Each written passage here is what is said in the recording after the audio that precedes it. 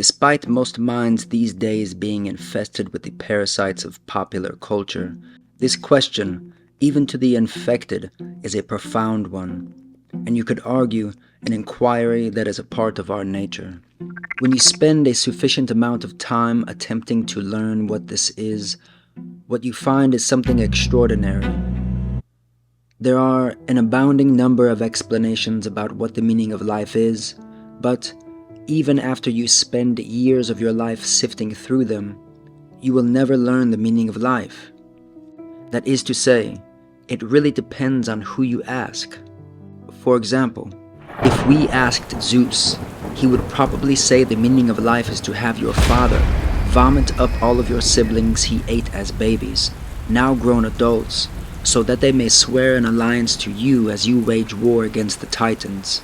If we ask Donald Trump, he would probably say the meaning of life is about making America great again, and of course, walking around and grab him by the pussy, grab him by the pussy, pussy, pussy, pussy, pussy, pussy, pussy, pussy, grab him by the pussy, pussy. China! If we asked Adam, he would say the meaning of life is to avoid the tree of forbidden fruit, but of course to be prepared to suffer in a life of hard labor and then be cursed to death. If we asked Homo neanderthalensis, it would probably say the meaning of life is to find food and shelter, to not get eaten by large cats, and to avoid those conniving, dancing, and drawing freaks from the south. If we asked that Cupid, he would say that life is about shooting people with arrows, so that they may be tortured with a terrible sickness.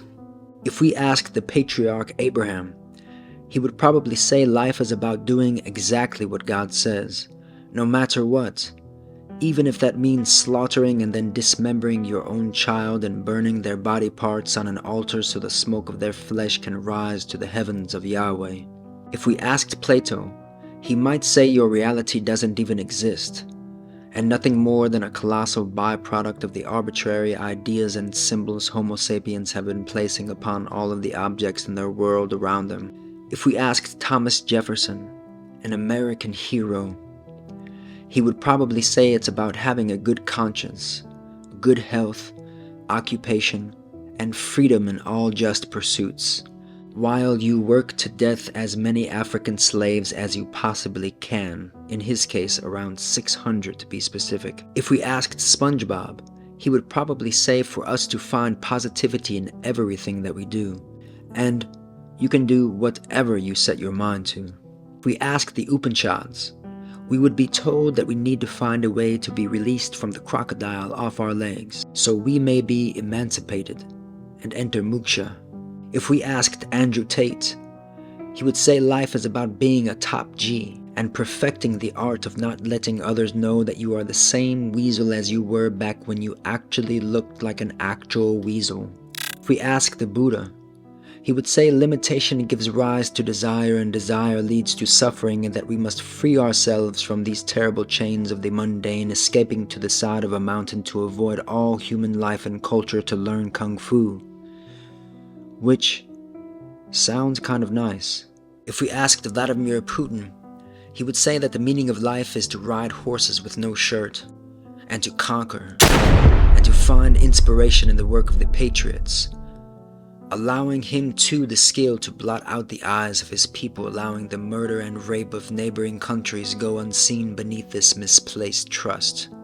James Watson once noted on the matter after being asked, "What's it all for?" "I don't think we're here for anything," he said. "We're just the products of evolution."